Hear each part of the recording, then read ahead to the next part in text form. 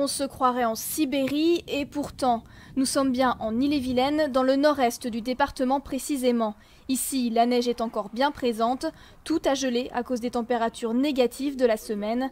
Résultat, la vie tourne au ralenti. À Fougères, même chose, peu de personnes osent s'aventurer dans les rues du centre-ville, les trottoirs étant complètement gelés et glissants.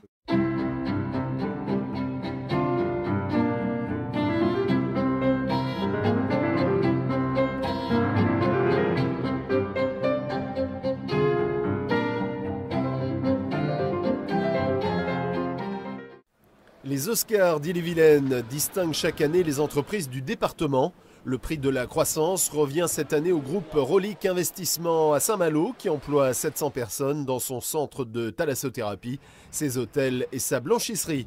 Le fabricant de compresseurs de climatisation et pompes à chaleur Sanden à Tinténiac a reçu le prix spécial des Oscars. Avec 277 adhérents et 17 800 emplois, la technopole Rennes Talent de Saint-Malo ne cesse de grandir, avec pour objectif la synergie entre tous les acteurs de l'innovation. Sur les 70 hectares du site malouin, 3 entreprises sont aujourd'hui implantées. La pionnière, Célis Pharma, spécialisée dans le développement pharmaceutique. C'est vraiment être au cœur du dynamisme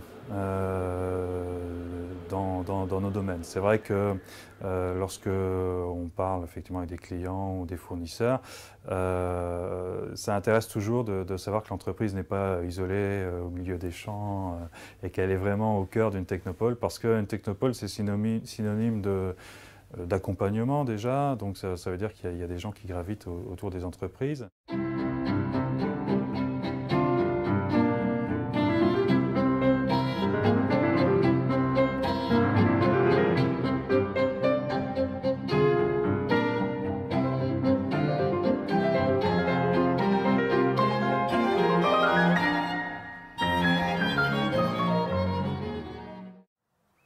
C'est ici, sur le site de la Grande Marche à Javenay, à quelques mètres du bâtiment du Conseil général, que la future école d'infirmiers sera construite.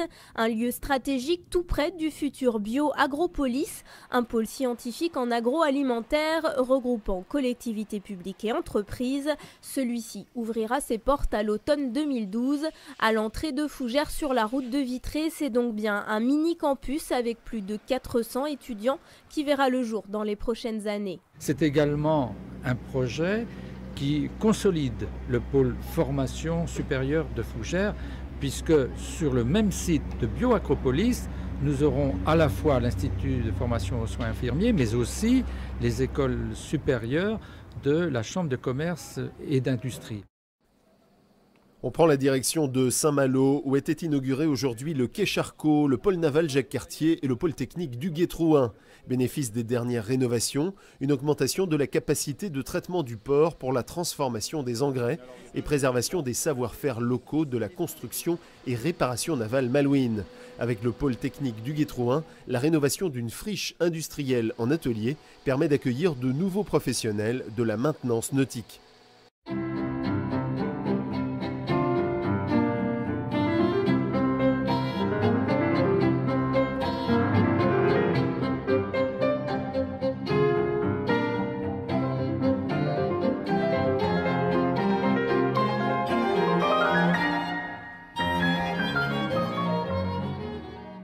Deltador, fabricant à bonne main d'équipements de domotique, vient de signer un accord avec EDF pour déployer ses équipements sur l'ensemble de l'Hexagone.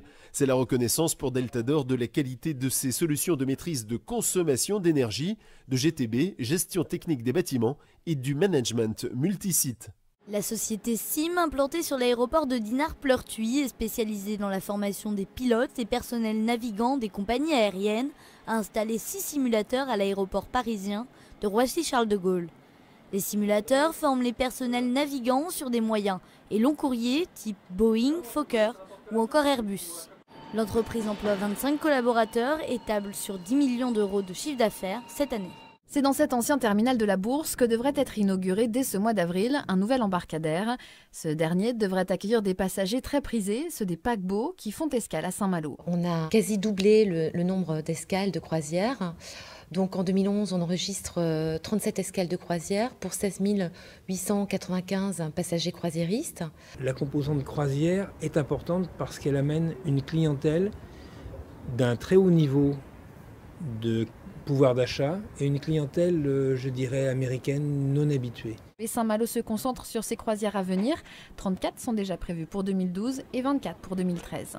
Laurie Tillman est la nouvelle ambassadrice du groupe breton Seal Entreprise et ses marques Le Gall, Malo et La Potagère. Ainsi, la Miss France 2011 fait la tournée des sites de production, comme ici la laiterie Malo à Saint-Malo.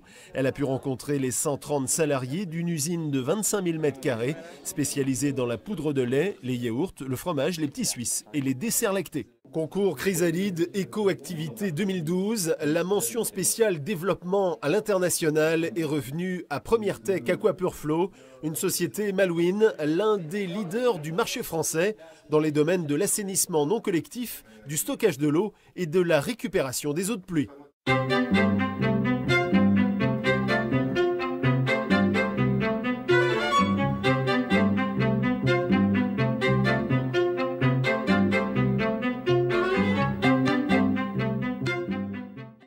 Fin mai sur la côte d'Émeraude, les vêtements chauds sont de sortie, le ciel est gris. Après des week-ends du 1er et 8 mai peu fréquentés, l'Ascension a fait le plein. Chaque année, Saint-Malo accueille, bon an mal an, 2 millions de visiteurs. À Saint-Malo, le chantier naval Mayday Boat s'est récemment installé sur le nouveau pôle technique du bassin du Guétrouin. 40% de son activité est dévolue aux bateaux de la flotte Étoile Marine. Pour le reste, ce sont des clients extérieurs qui viennent chercher ici des prestations de maintenance, d'hivernage ou de construction navale. 60 000, c'est le nombre de festivaliers pour Étonnants Voyageurs, une fréquentation comparable aux années précédentes, pour une 23e édition toujours faite de rencontres et de débats durant 3 jours et 300 auteurs invités. Au cœur des remparts de Saint-Malo, l'entreprise Happy Bluefish. Membre de la technopole Atalante Saint-Malo, le studio est spécialisé dans la conception, production et édition de jeux vidéo pour le grand public.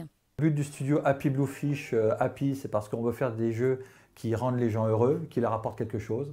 On ne veut pas faire simplement des jeux qui vous permettent de découper des zombies en deux.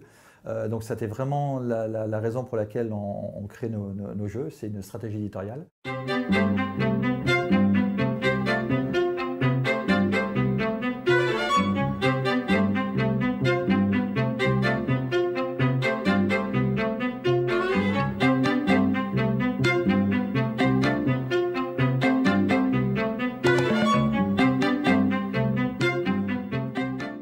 Direction La Côte, où le mondial de char à voile édition 2012 se déroule pendant toute la semaine.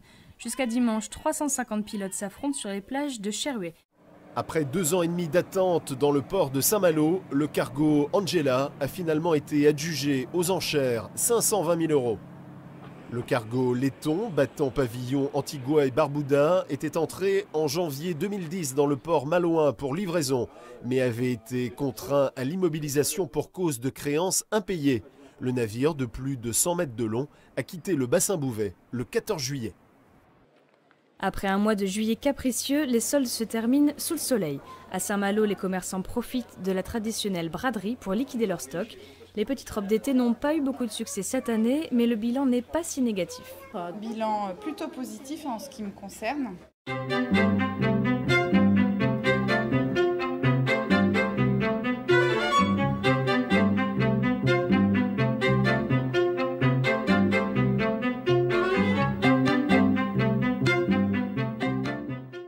C'est donc Erwan Leroux qui a remporté ce matin la 8e édition de la Transat Québec Saint-Malo. À bord de son trimaran Multi 50, ce dernier a parcouru les 2900 milles nautiques en 9 jours, 14 heures, 21 minutes et 5 secondes. Et le skipper de 38 ans s'est imposé dès le départ de la course transatlantique. Il était largement en tête dès le passage du Saint-Laurent, et ce grâce au travail de l'équipage, mais aussi au trimaran qui était l'un des plus modernes de la flotte. Le branle-bas de régate 2012 se déroule en ce moment dans la baie de Saint-Malo. Une centaine de bateaux, toutes classes confondues, s'affrontent entre Cinca et Cancale pendant 4 jours. C'est d'abord une course d'ambiance conviviale. Et les gens qui viennent ici, on a beaucoup de nouveaux arrivants encore cette année, ils viennent parce qu'ils aiment l'ambiance des soirées. Et l'ambiance des soirées, si on va retrouver les coureurs, les très bons coureurs, et on a des champions à Saint-Malo, mais on va retrouver à côté des gens qui font de la croisière familiale.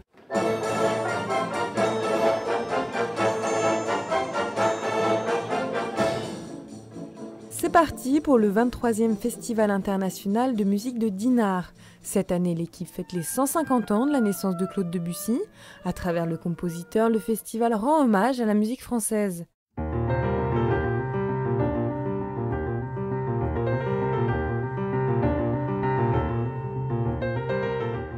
Le quai Saint-Malo, ça veut dire que c'est à Saint-Malo et que c'est sur un quai, donc ça met tout de suite l'eau à la bouche aux gens qui veulent venir. À Saint-Malo, l'espace du Gué-Trouin change de nom pour devenir le quai Saint-Malo. C'est un nouveau départ pour ce hall d'exposition incontournable de la cité corsaire. 800 000 € sont investis là par la CCI de Saint-Malo pour une modernisation, une restructuration d'un outil dédié aux foires et salons et qui devrait voir son taux d'occupation encore augmenter. Un équipement inauguré le 26 septembre et consacré par une série de manifestations, dont un plateau télévisé intitulé Connect Eco. Il a rassemblé de nombreux acteurs économiques malouins autour de l'innovation, avec en exergue 3 entreprises du territoire, Seaweed Aquaculture, Guinel et Ma Chambre à Moi. La spécialité et best-seller de Seaweed Aquaculture, c'est le wakame, l'algue la plus consommée au monde, notamment en Asie. Mais on a la chance de pouvoir la produire en Bretagne et puis c'est une alternative aux gens qui ne veulent pas manger de produits importés.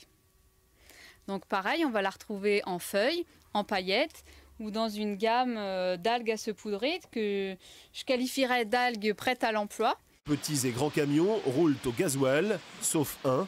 Il s'appelle Bob. C'est un camion électrique mis en service il y a 18 mois et utilisé pour les petites livraisons en centre-ville. L'idée était de trouver des solutions, des innovations pour les livraisons du dernier kilomètre.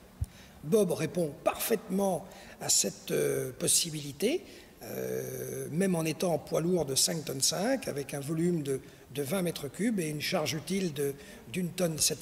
Gérer un site marchand, un métier à part entière, il ne suffit pas de le créer en proposant ses produits.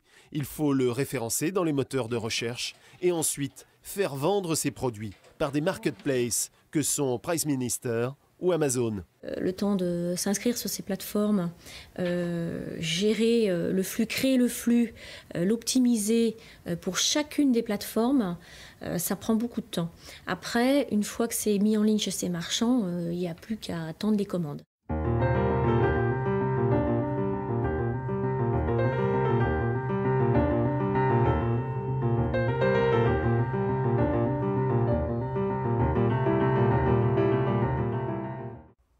M pour meuble, DY pour dynamique, le prototype MDY est le fruit de la collaboration entre une entreprise rennaise et une entreprise malouine. Synergis et numéro unique. C'est une table design conçue comme un objet d'innovation grâce à une application développée sur un écran tactile incrusté en son centre. Décerné par l'hebdomadaire L'Express et le cabinet Ernst & Young, le prix de l'entreprise de l'année revient à Panpharma.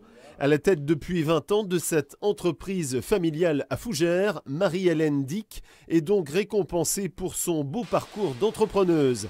Inconnue du grand public, Panpharma est leader dans la fabrication de médicaments injectables et compte 3 usines pour un chiffre d'affaires annuel de 115 millions d'euros.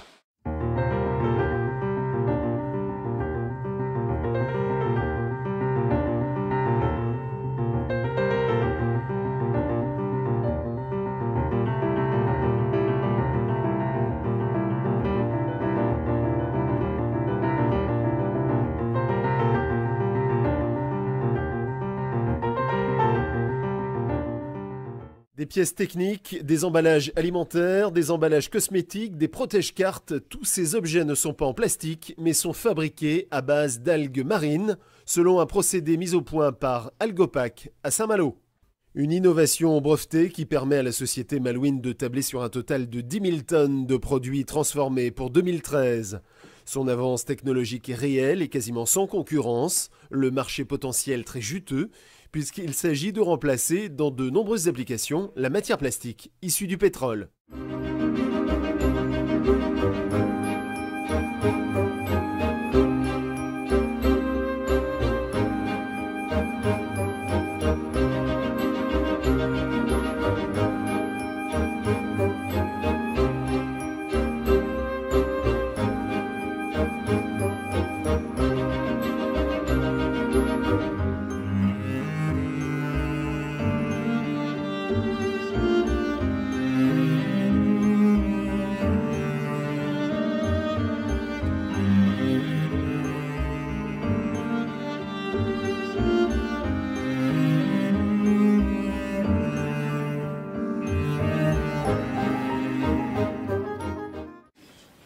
Je suis très heureux d'inaugurer aujourd'hui en votre présence le magasin pédagogique. 10 décembre 2012, c'est l'inauguration d'un magasin pédagogique intégré au centre de formation des apprentis de la CCI Fougères-Saint-Malo. Un CFA qui forme chaque année 450 jeunes. La moitié d'entre eux se destinent à la vente ou au commerce entre CAP, Bac Pro et BTS. Ce nouvel outil de travail leur est destiné.